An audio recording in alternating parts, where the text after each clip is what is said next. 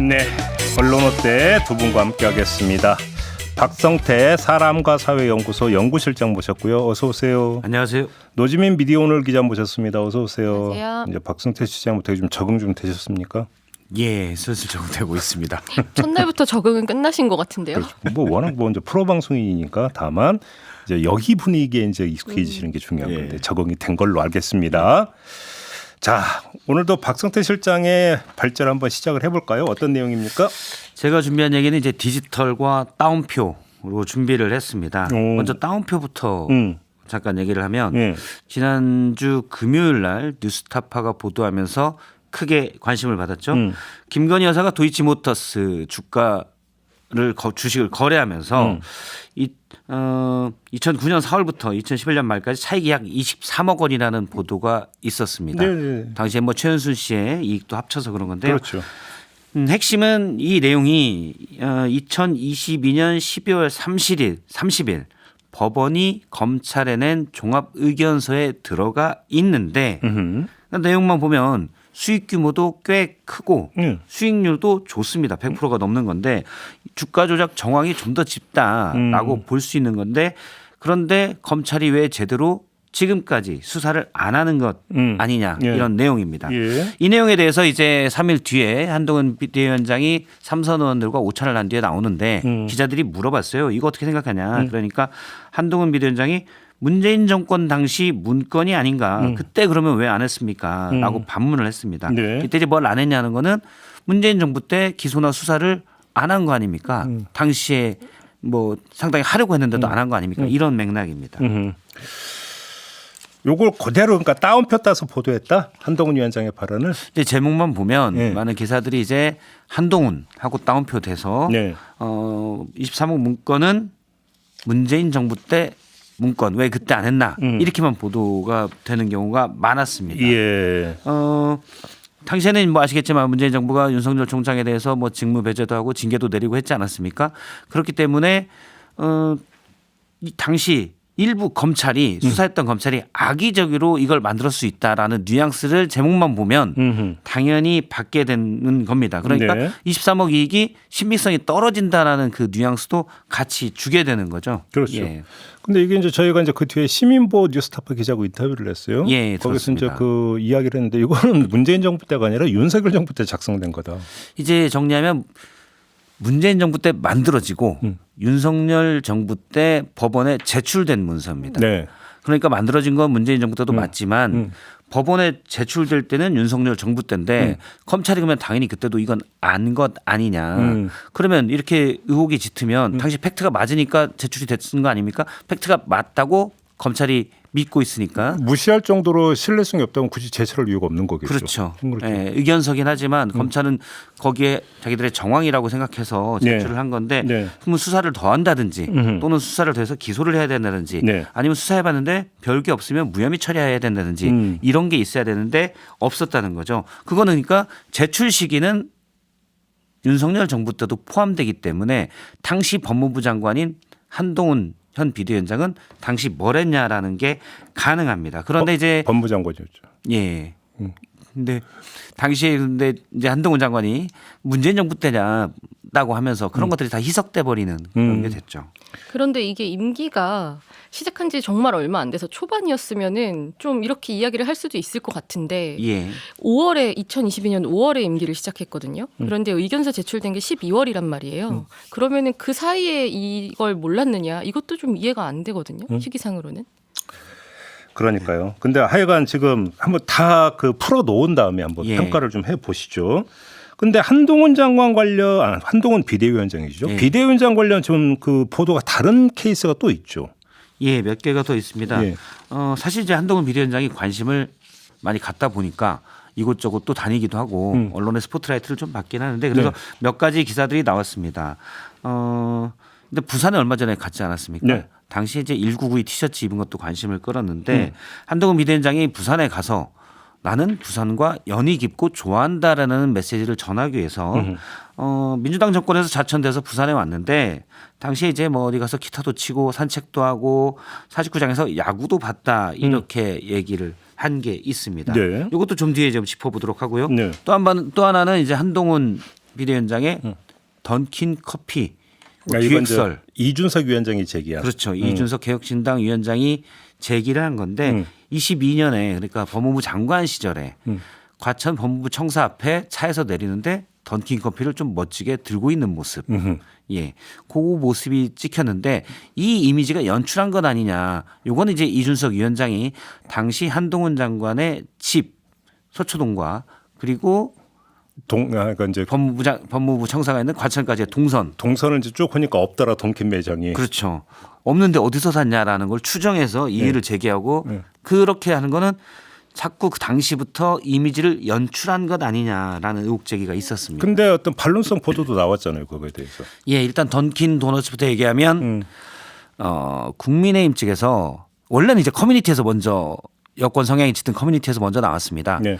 그때가 이제 22년 5월 18일인데요. 광주 민주화운동 기념식이 있어서 당시 기억되면 KTX 전용 열차를 했었거든요. 네. 갔다 와서 서울역에서 내려서 과천으로 갔는데 서울역에 있는 던킨에서 그 커피를 산 거다.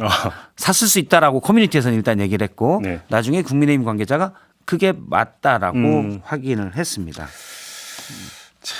하여간 뉴스의 인물이긴 해요. 예. 한동훈 비대위원장이 여러 가지 점에서. 이게 그 이미지적인 면에서 화제가 되다 보니까 이제 그거 연출한 것 같다라는 식의 이제 비판도 거기에 너무 집중이 되고 있는 것 같은데 지금 이 포털에서 기준으로 봤을 때 그 발언 나오고 나서 이준석 위원장 발언 나오고 나서 오래된 순으로 기사를 보면은 가장 처음 나온 게 조선일보에서 알고 보니 기사가 나왔더라고요. 이때 이제 법무부 관계자가 그날만 아니라 지방 출장 때 던킨 매장을 자주 이용했다라고 하면서 이제 이야기를 했는데 지금 이렇게 팩트 체크라고 나오는 기사들을 보면은 좀 공통점이 내용이 거의 똑같거든요.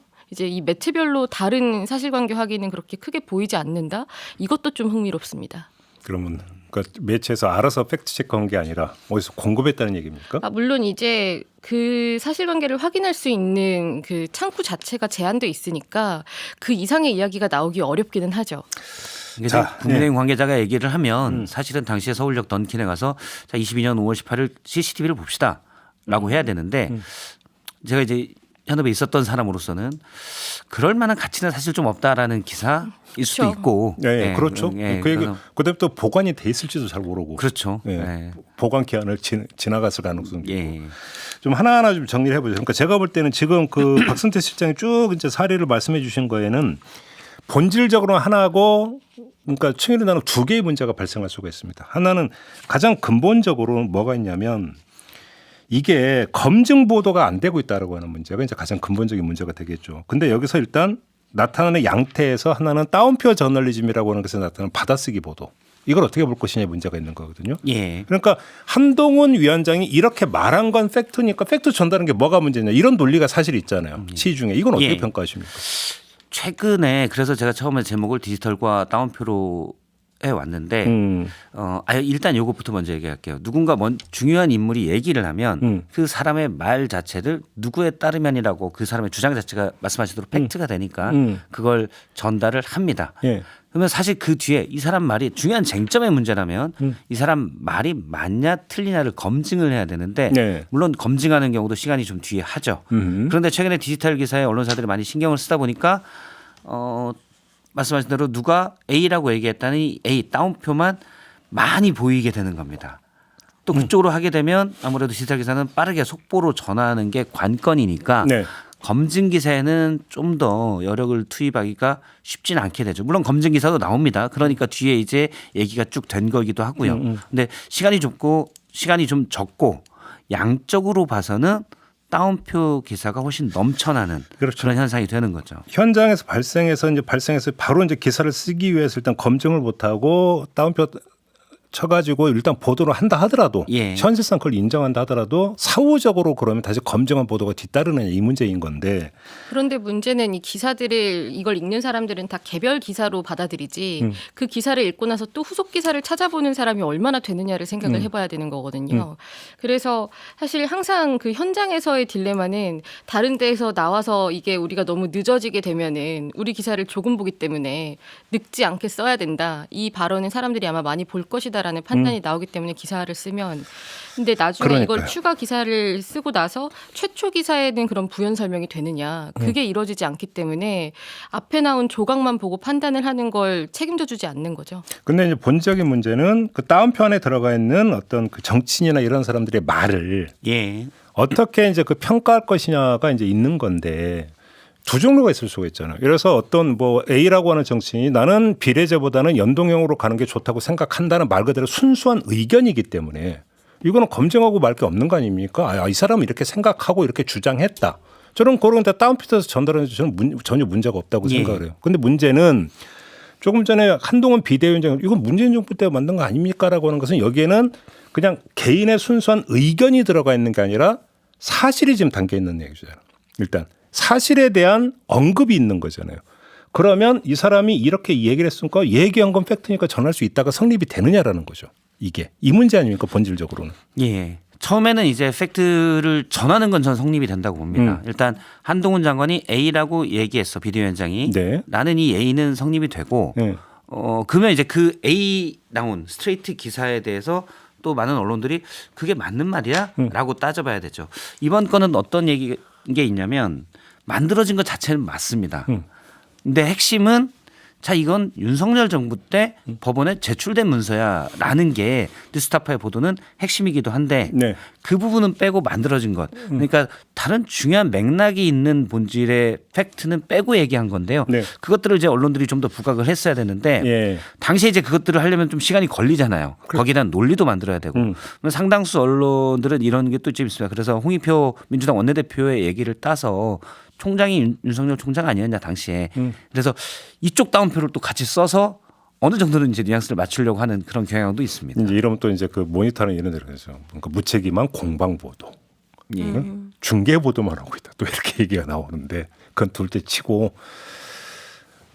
그래서 현실적으로 일단 먼저 얘기했으니까 일단 속보 때려야 되니까 쓰고 그럼 나중에라도 검증했어야 된다 그러는데 나중에 별로 나온 게 없지 않습니까 사실은?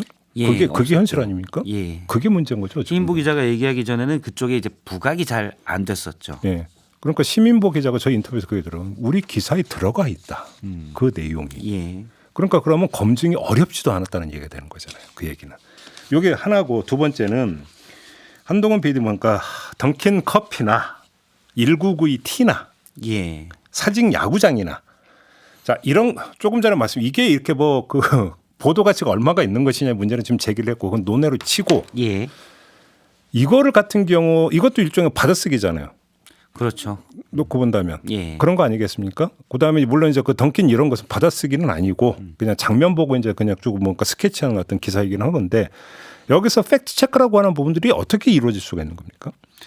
던킨 도너츠의 경우는 제 생각은 이 부분도 일단은 이준석 위원장이 추정으로 해서 얘기를 했거든요. 그렇죠. 내가 찾아보니까 없더라. 동선상 없더라. 그렇죠. 동선상 없더라. 이걸 추정으로 해서 약간 아마 기자들로서는 팩트 체크할 니즈가 좀 적었을 것 같고요. 그런데 이제 그런 부분은 재밌죠. 왜냐하면 한동훈 비대위원장은 뭐 여권의 유력 대선 주자로도 꼽히고 있기 때문에 부산 가서 내가 좌천됐을 때 사직구장에 가서 야구도 봤다. 근데 그 시기의 상당 부분이 꽤 일부분이 무관중 경기 코로나로 이때로 겹친다. 그러면 부산에 애정을 표했는데 사실은 그게 약간 과장됐거나 일부는 팩트와 다르고 이런 게 있잖아요. 그런 것들이 이제 바로바로 검증이 되는 게 좋았을 텐데 커뮤니티에서 먼저 문제 제기가 됐어요. 그 다음에 이제 아니다.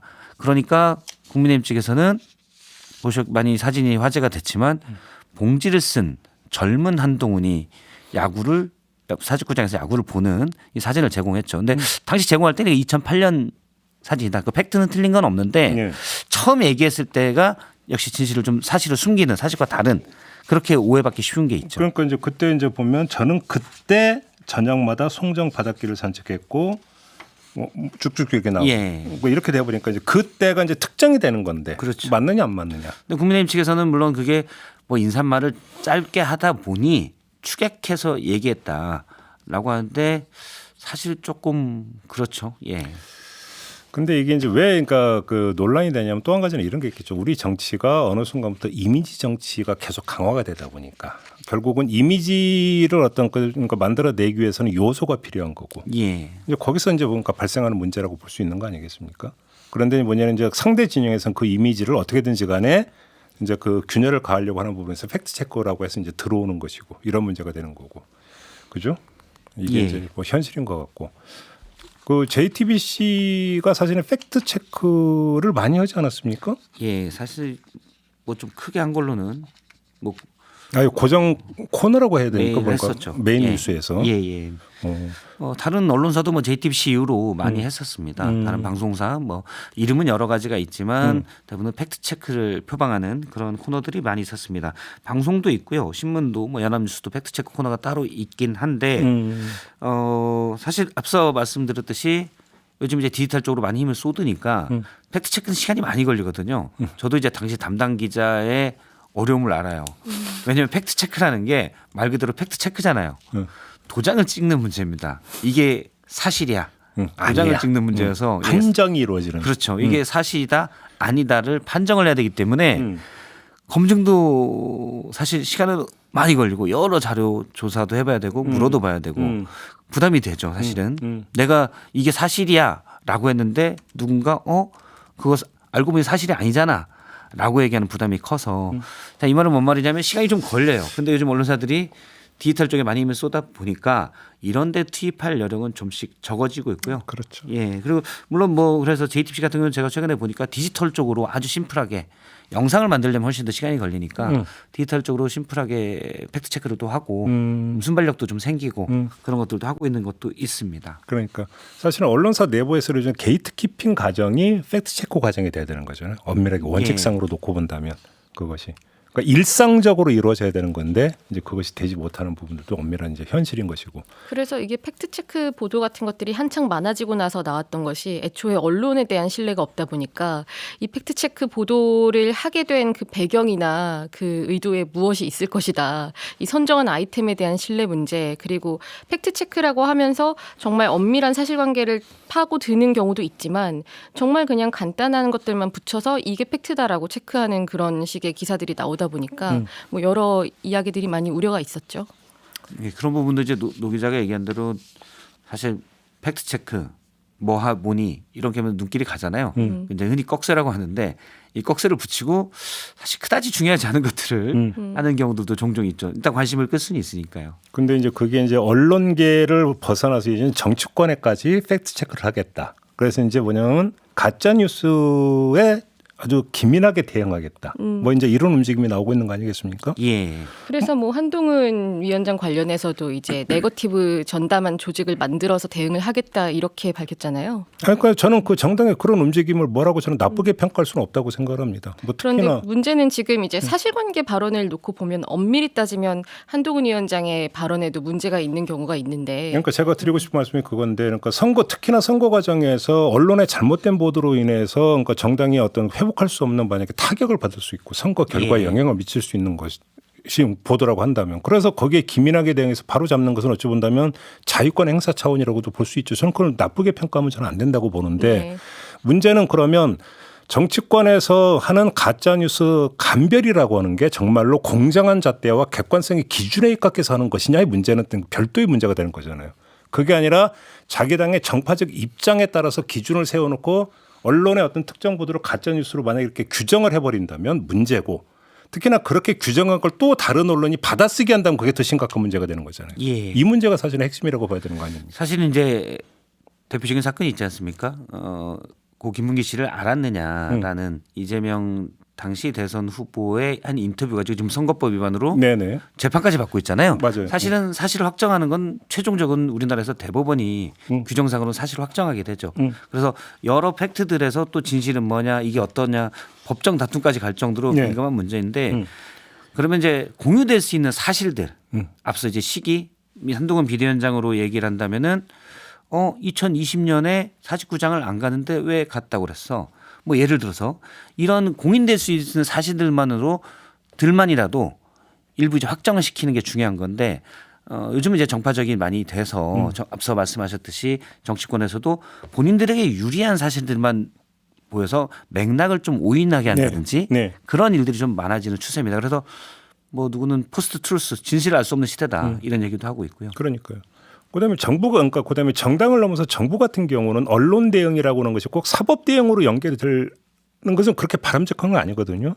그러니까 언론 보도라고 하는 것은 항상 어떤 그 오보를 안고 사는 숙명을 띠고 예. 있기 때문에 100% 완벽한 보도라는 거 저희가 볼 때 없다고 생각을 하는데 정부의 대응은 잘못된 보도에 대해서 바로잡아서 국민들이 제대로 알 수 있게 일단 이게 아닙니다.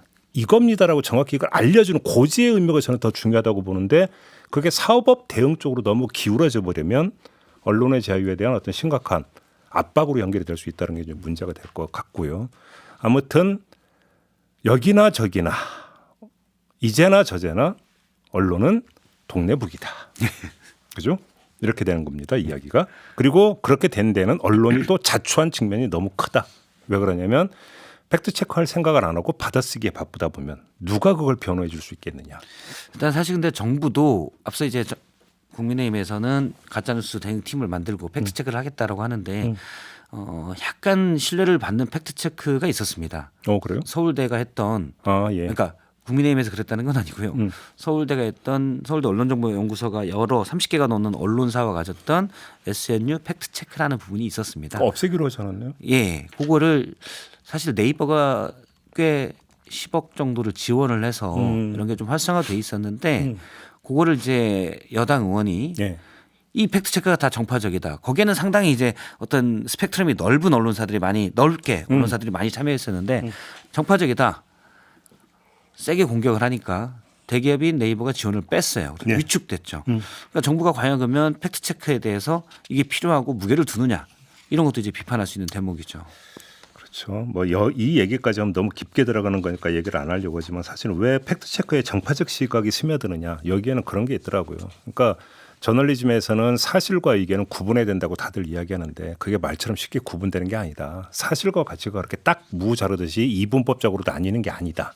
사실은 여기서부터 들어가면 얘기가 이제 아주 복잡해지는 부분이 있는데 그 얘기까지 하기에는 좀 뭐한 것 같고요. 아무튼 첫 번째 주제는 이렇게 마무리하도록 하겠습니다. 이번에는 노지민 기자의 발제 한번 들어볼까요? 네, 그 오늘 발제는 일단 사진을 보면서 한번 얘기를 좀 해볼까요? 네. 제이비가 보기에는 어떤 동심이 읽히십니까? 뭐예요? 이해가 되실 수 있을지 모르겠는데 모르겠는데요. 지금 이렇게 눈물 짓는 표시랑 이제 뭐 바다처럼 이렇게 눈물이 이렇게 네. 흘러내린 이런 모습이고 네. 이제 또 하나가 더 있는데요.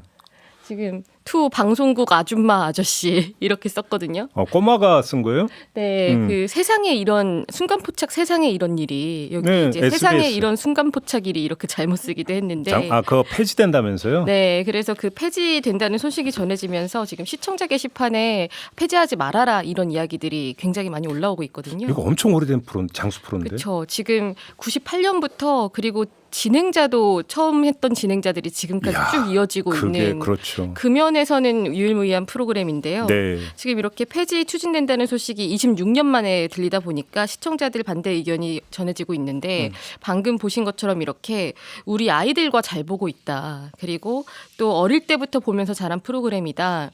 지금도 여전히 아버지께서 즐겨보는 프로그램이다. 이러면서 이제 가족들이랑 같이 이렇게 둘러볼 수 있는 프로그램이 얼마 안 남았는데 이것까지 없어지는 게 맞느냐 뭐 이런 반응이 나오고 있습니다. 근데 왜 폐지하는 거예요? 이게 SBS PD들이 성명을 냈거든요. 그래서 전하기로는 이 프로그램이 오래된 느낌을 주고 경쟁력이 없다. 좀 정체됐다? 흔히 하는 네, 말로? 그리고 적자 규모를 줄이기 위해 비용을 절감하자. 그러니까 말 그대로 오래된 프로그램이고 수익성도 없으니까 이제 없애는 게 좋지 않겠냐라는 취지로 이제 CP가 PD들에게 전달을 했다라는 거거든요. 그런데 이게 이제 이번 달 8일에 프로그램 폐지가 통보됐고 그리고 뭐 확정되지 않았다는 이야기도 있었고 뭐 편성 시간대 이동을 요청한다 이런 이야기도 있었다고 하는데 네. 지금 공식 입장은 다양한 논의를 하고 있다라고는 하지만 지금 이걸 다시 번복하거나 재개를 하겠다라는 이야기는 나오지 않고 있습니다. 제작비가 많이 드나요, 이 프로가?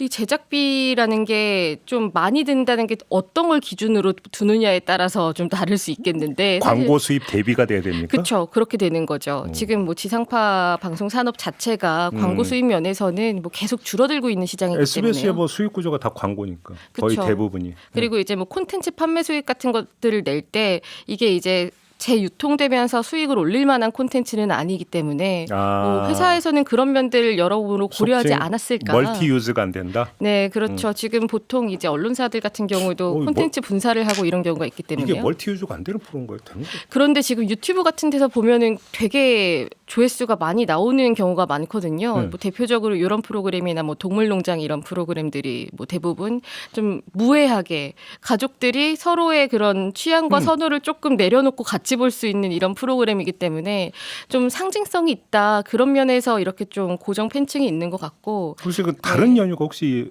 다른 연유는 없습니까? 그래서 지금 뭐 여러 가지 이유가 있을 텐데 지금 공교롭게도 이 대주주 관련해서 좀 안 좋은 상황들이 있다 보니까 이게 같이 맞물려서 네, 같이 좀 논의가 되고 있는 게 물론 이게 직접적으로 영향을 미쳤다라고 하기까지는 제가 이걸 단정해서 말을 할 수는 없겠지만은 지금 폐지 이후로 적자를 언급했잖아요. 지금 올해 신년사에서 박문신 사장 같은 경우에도 뭐 협업과 실용에 맞추겠다 이 두 가지 키워드를 되게 강조하고 또 외연 확대보다는 내실 정비와 수익성 개선에 초점을 맞출 거다.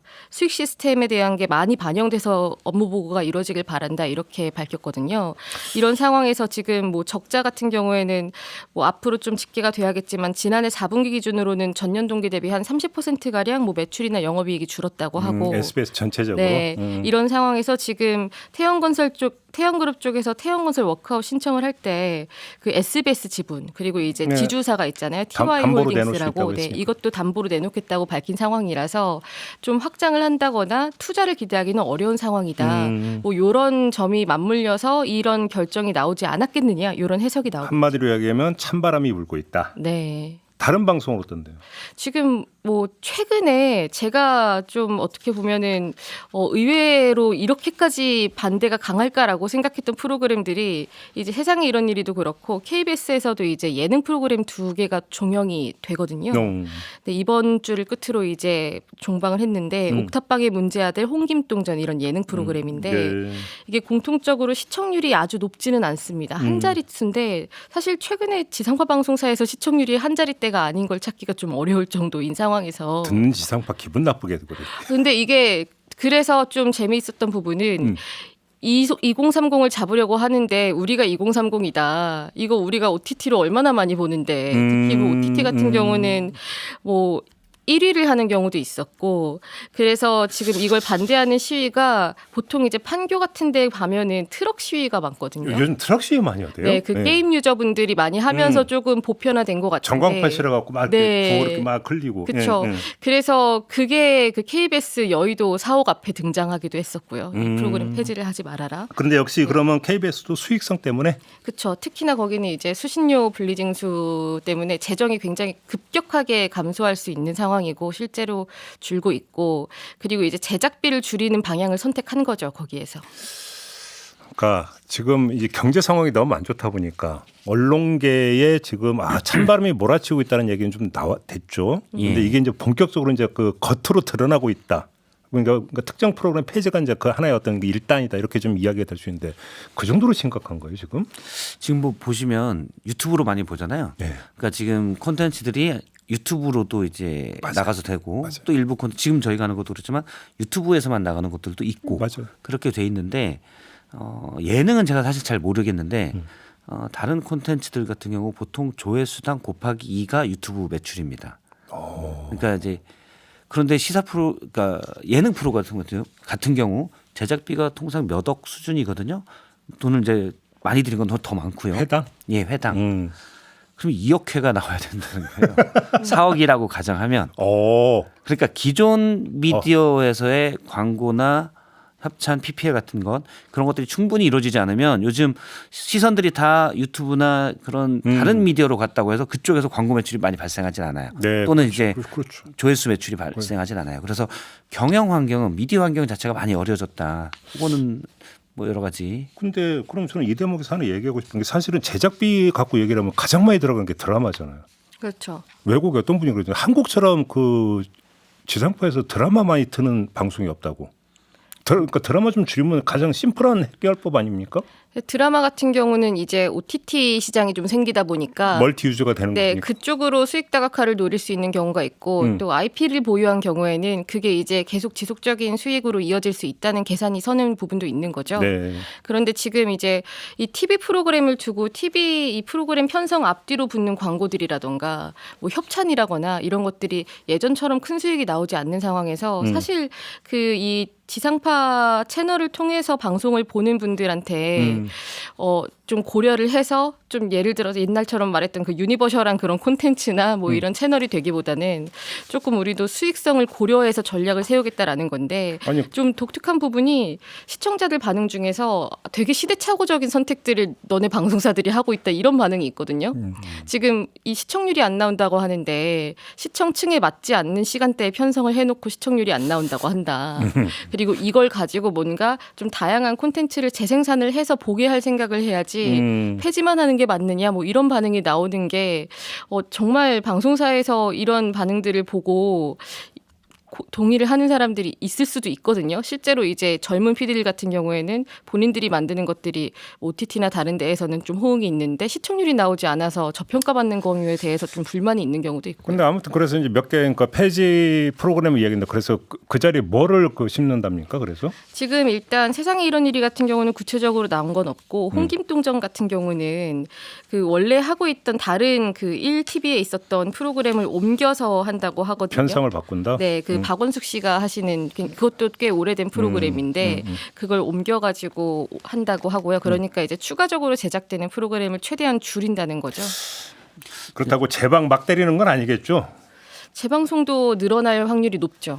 앞서 이제 드라마 얘기하셨는데 드라마가 보통 16부작이면 제작비가 200억 많이 들면 더 들거든요. 몇백억 이렇더라고요. 예. 그런데 이제 방송사들은 그런 입장이 있어요. 그러니까 말씀하신 대로 뭐 오징어 게임이랄지 그 연진아 나왔던 거 있지 않습니까? 글로리. 더 글로리. 예, 이런 것들이 이제 전 세계로 그러니까 일정 정도의 제작비를 들여서 더 들어가도록 전 세계적으로 나가기 때문에 훨씬 가성비가 높은 거죠. 대박이죠. 넷플릭스는. 대박이죠. 그런데 이제 국내 지상파 드라마는 국내 지상파나 국내에서 만드는 드라마는 국내나 또 일부 이제 판권이 아시아 쪽에 나가는 것 정도로 제한적이거든요.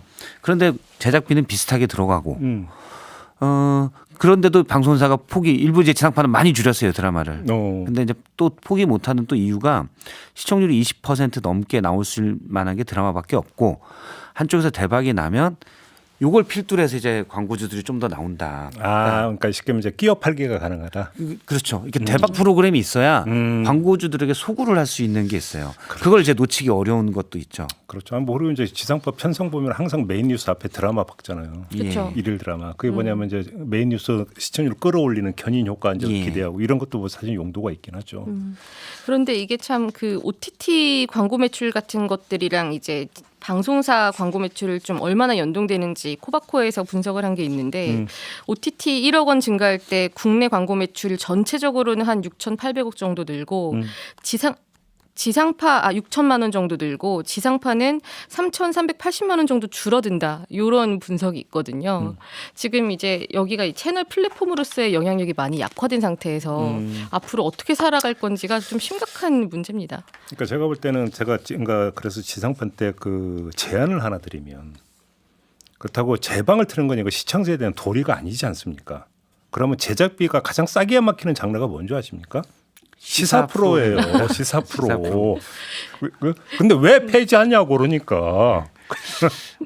가성비가 제일 좋죠. 시사 그렇죠. 프로그램이. 네. 제작비 정말 안 들거든요. 예능 이건 출연료가 다른데. 그렇죠. 그죠? 저도 이제 시사 프로그램을 제작을 해봤는데 자녀 뭐 수십 분의 1입니다. 그러니까 아니 수익성 논리를 따지면 시사 프로를 더 많이 만들어도 지금 부족한 편인데 왜 또 시사 프로는 왜 줄이냐고 그러니까. 제가 이제 방송사 저희가 얘기를 했는데 언론사도 사실 광고에 기대는 건 마찬가지잖아요. 근데 제가 예전부터 보면 광고라는 건 기업들이 내게 되는데 개인이 내지 않지 않습니까? 그렇죠. 그 국가의 GDP에 연동돼 있습니다. 오. GDP의 일정 포션이에요. 광고 선전비 비중은 어느 기업이 예를 들어 제약이나 이런 업종들은 광고 선전비 비중이 높지만 전반적으로 보면 비슷해요. 내수 시장과 연결돼 있습니다. 그래서 미국 같은 경우는 지금 보면 약 1.34% 내외 광고비가 총액이 우리나라 같은 경우는 내수가 좀 더 작고 그러니까 0.8% 내외입니다.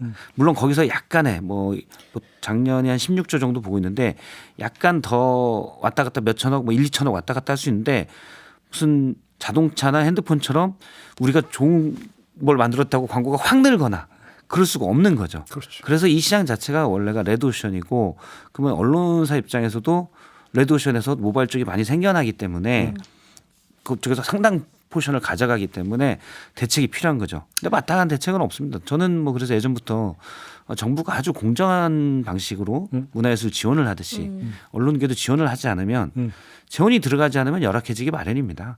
그러니까 뭐 그러니까 사석에서도 공세에 여러 차례 그런 얘기를 한 적이 있는데 지상파는 갈수록 어떤 사이즈가 줄어들 수밖에 없고 경쟁이 안 된다. 유튜브. 예.